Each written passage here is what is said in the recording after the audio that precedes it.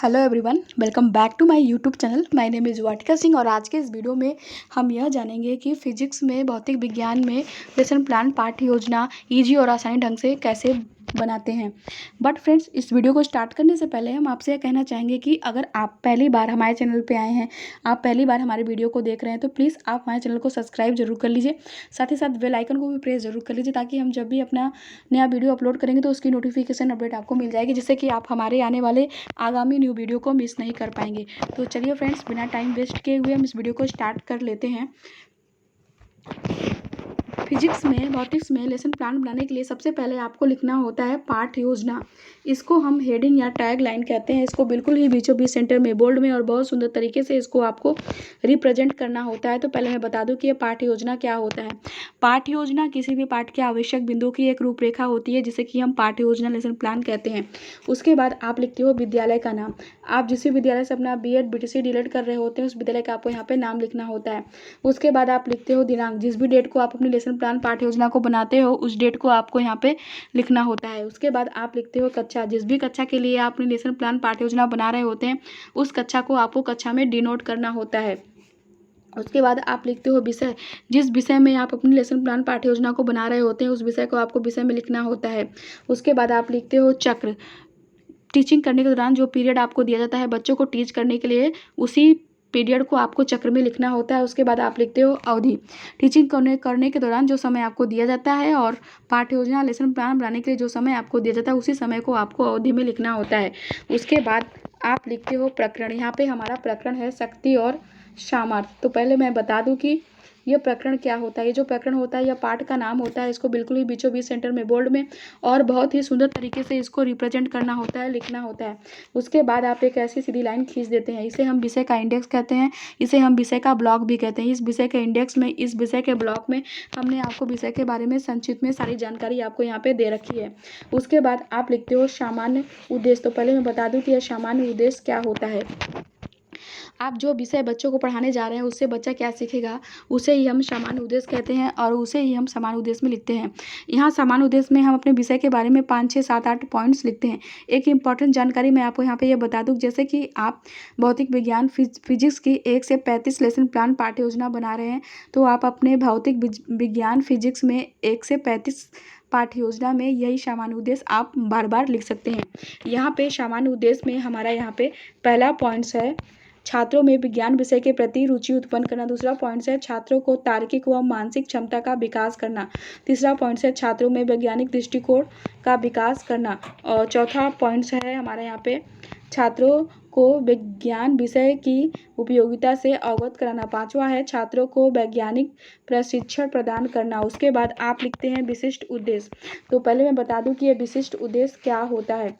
आप जो पाठ बच्चों को पढ़ाने जा रहे हैं, उससे बच्चा क्या सीखेगा, उसे ही हम विशिष्ट उद्देश्य कहते हैं और उसे ही हम विशिष्ट उद्देश्य में लिखते हैं। विशिष्ट उद्देश्य हमारा यहाँ पे 3 प्रकार का होता है। पहला होता है ज्ञानात्मक उद्देश्य, और दूसरा होता है बोधात्मक उद्देश्य, और तीसरा होता है कौशलात्मक उद्देश्य। इन तीनों उद्देश्यों में मैक्सिमम आपको 2-2 पॉइंट्स तो लिखने ही लिखने होते हैं।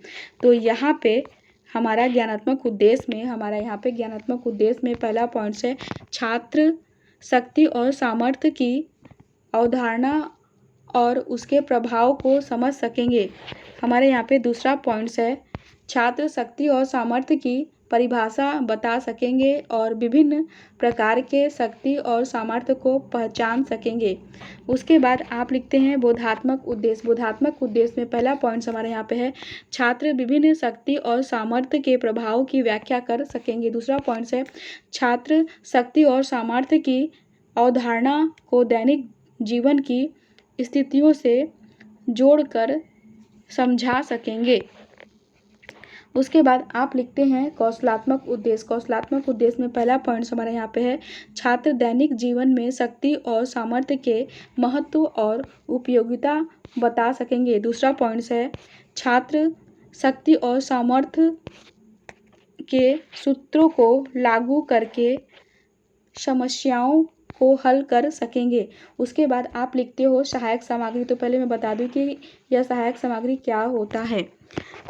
आप बच्चों को ब्लैक बोर्ड में कोई भी टॉपिक एक्सप्लेन करने के लिए, समझाने के लिए, क्लियर करने के लिए जिन सामग्री का यूज करके बच्चों को वो टॉपिक एक्सप्लेन करते हैं, समझाते हैं, क्लियर करते हैं, उसी सामग्री को हम सहायक सामग्री कहते हैं। और सहायक सामग्री के रूप में आप लिख सकते हो चाक, डस्टर, लपेट, श्यामपट्ट, प्रकरण से संबंधित सहायक सामग्री आदि। उसके बाद आप लिखते हैं पूर्व ज्ञान। तो पहले मैं बता दूं कि यह पूर्व ज्ञान क्या होता है। ये जो पूर्व ज्ञान होता है ये लगभग सभी का एक समान होता है, बस यहाँ पे क्या होता है कि पाठ का नाम चेंज कर दिया जाता है। पूर्व ज्ञान में एक लाइन आप लिख सकते हो, छात्र शक्ति और सामर्थ्य की सामान्य जानकारी रखते हैं। उसके बाद आप बच्चों से प्रस्तावना प्रश्न करते हैं। तो पहले मैं बता दूं कि यह प्रस्तावना प्रश्न क्या होता है। प्रस्तावना प्रश्न का उद्देश्य छात्रों को पढ़ाए जाने वाले प्रकरण तक लाना होता है, जिससे पढ़ाए जाने वाले प्रकरण से संबंधित कुछ बातें छात्रों को स्मरण कराई जा सके, जिसको जानकर छात्र रुचि के साथ उस प्रकरण की शुरुआत कर सके। बच्चों से प्रस्तावना प्रश्न करने के लिए 3 कॉलम बनाएंगे। पहला कॉलम तो आप बनाते हैं क्रम संख्या का कॉलम। इस कॉलम में आप छात्रों से पूछे जाने वाले क्वेश्चन के क्रम को लिखते हो। दूसरा कॉलम जो है कि आप बनाते हो छात्राध्यापक क्रियाओं का कॉलम। इस कॉलम में आप छात्रों से प्रश्न पूछते हो। तीसरा और लास्ट कॉलम जो है कि आप बनाते हो छात्र छात्रा अनुक्रिया का कॉलम। इस कॉलम में छात्र आपके पूछे जाने वाले क्वेश्चन के आंसर को देते हैं। तो यहाँ पे हमारा पहला क्वेश्चन छात्रों से है, किसी वस्तु की स्थिति में परिवर्तन के लिए वस्तु पर क्या लगाया जाता है। तो छात्र आंसर देते हैं, वस्तु पर बल लगाया जाता है। यहाँ पे हमारा दूसरा क्वेश्चन छात्रों से है, बल लगाने से वस्तु की दिशा में क्या होता है। तो छात्र आंसर देते हैं, बल लगाने से वस्तु की शक्ति में स्थानांतरण होता है। यहाँ पे हमारा तीसरा क्वेश्चन छात्रों से है, बल लगाने पर वस्तु की स्थिति में परिवर्तन किस पर निर्भर करता है। तो छात्र आंसर देते हैं, बल लगाने पर वस्तु की स्थिति में परिवर्तन व्यक्ति की शक्ति पर निर्भर करता है। उसके बाद आप चौथा क्वेश्चन, लास्ट क्वेश्चन छात्रों से पूछते हैं, शक्ति के बारे में आप क्या जानते हैं। तो छात्र आंसर देते हैं, समस्यात्मक प्रश्न। इसका मतलब है कि चौथे क्वेश्चन का आंसर छात्रों को नहीं पता है, शक्ति के बारे में छात्रों को कोई नॉलेज, कोई जानकारी नहीं है। उसके बाद आप लिखते हैं उद्देश्य कथन। उद्देश्य कथन में आप लिख सकते हो, बच्चों आज हम शक्ति और सामर्थ्य के बारे में विस्तार से अध्ययन करेंगे। उसके बाद आप लिखते हैं प्रस्तुतिकरण। प्रस्तुतिकरण में आप लिख सकते हैं, अध्ययन अध्यापन की सुविधा की दृष्टि से पाठ को 2 पार्ट्स में डिवाइड किया जाता है। उसके बाद आप व्याख्या करते हैं।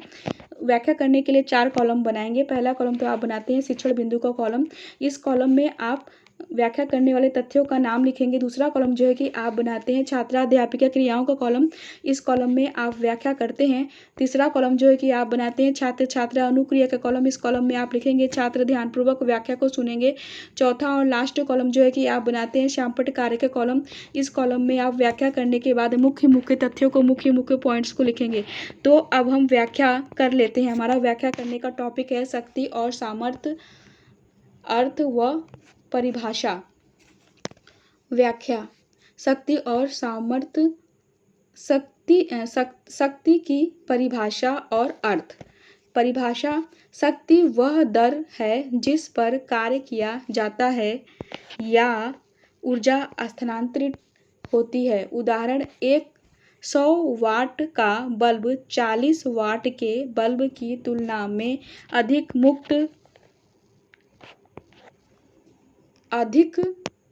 ऊर्जा मुक्त रहता है, क्योंकि वह अधिक शक्ति का होता है और प्रकाश उत्पन्न करने का कार्य अधिक तेजी से करता है। सामर्थ्य की परिभाषा और अर्थ। परिभाषा, सामर्थ्य या ताकत किसी व्यक्ति या वस्तु की वह क्षमता है जिसमें वह कोई कार्य कर सके या अधिकतम बल लगा सके।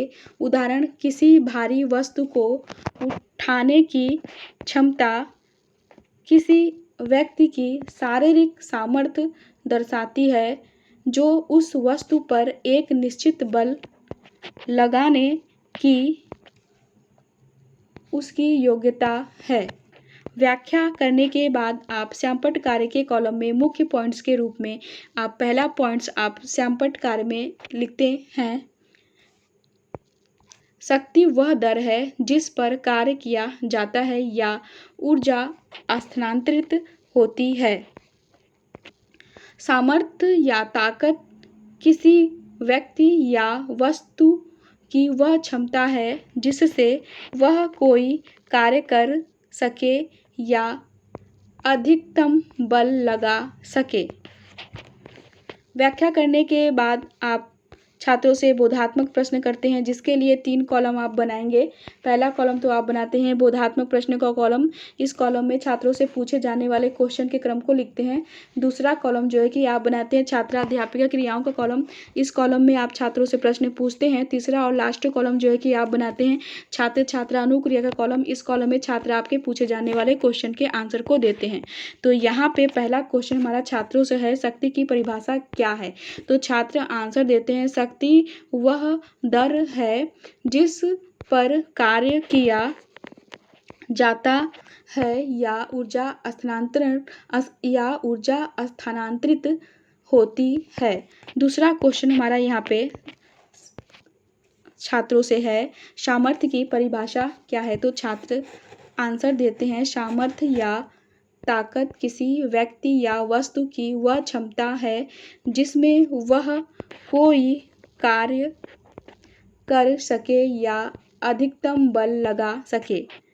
बच्चों से बोधात्मक प्रश्न करने के बाद आप फिर से व्याख्या करेंगे, जिसके लिए 4 कॉलम फिर से बनाएंगे।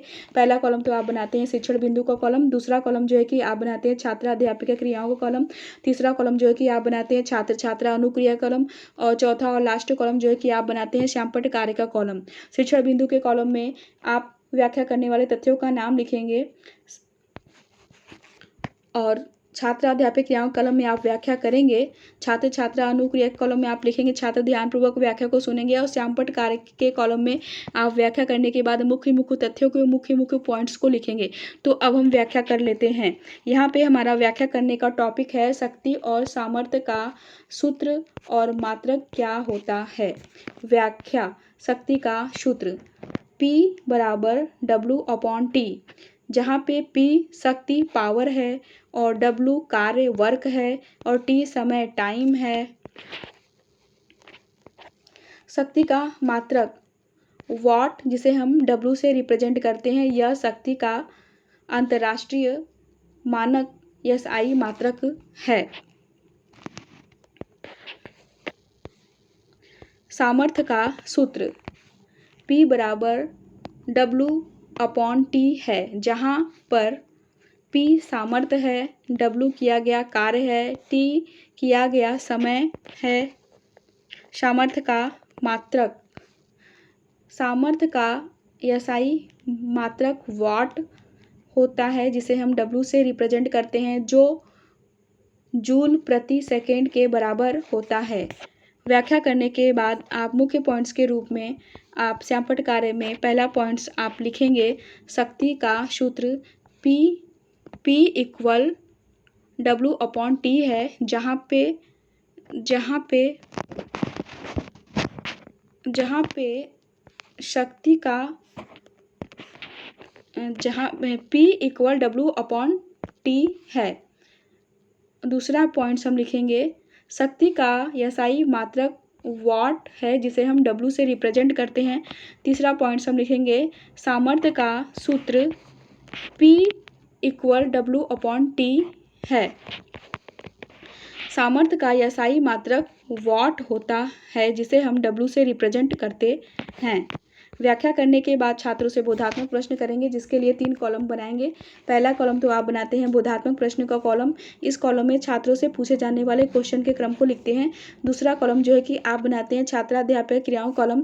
इस कॉलम में आप छात्रों से प्रश्न पूछते हैं। तीसरा और लास्ट कॉलम जो है कि आप बनाते हैं छात्र छात्रा अनुक्रिया का कॉलम। इस कॉलम में छात्र आपके पूछे जाने वाले क्वेश्चन के आंसर को देते हैं। तो यहाँ पे हमारा पहला क्वेश्चन छात्रों से है, शक्ति का सूत्र और इसका मात्रक क्या है। तो छात्र आंसर देते हैं, शक्ति का सूत्र P इक्वल W/T है, जहाँ पर P पावर है, W वर्क है और T समय है। समय का समय समय का मात्रक वॉट होता है जिसे हम W से प्रेजेंट करते हैं। दूसरा क्वेश्चन हमारा यहाँ पे छात्रों से है, सामर्थ्य का सूत्र और इसका मात्रक क्या होता है। तो छात्र आंसर देते हैं, सामर्थ्य का सूत्र W इक्वल सामर्थ्य का सूत्र P इक्वल W/T है, जहाँ पर P सामर्थ्य है, W किया गया कार्य है और T किया गया समय है। सामर्थ्य का मात्रक वॉट है जिसे W से रिप्रेजेंट करते हैं। बच्चों से बोधात्मक प्रश्न करने के बाद आप बच्चों को गृहकार्य देंगे। गृहकार्य के रूप में आप छात्रों को दे सकते हो, बच्चों आप सभी शक्ति और सामर्थ्य की परिभाषा और सूत्र लिखकर लाएंगे। इस तरह से आप फिजिक्स में, भौतिक विज्ञान में इजी और आसानी ढंग से खुद से अपना लेसन प्लान पाठ्य योजना बना सकते हैं। आपसे एक अनुरोध है कि आप हमारे वीडियो को कहीं भी स्क्रिप्ट बिल्कुल मत करिएगा, तभी आपको ये लेसन प्लान बनाना खुद से आएगा। आप वीडियो को स्टार्टिंग से एंड तक ज़रूर देखिएगा। मैं आपसे आशा करती हूँ कि मेक श्योर करती हूँ कि आपको लेसन प्लान खुद से ज़रूर आ जाएगा।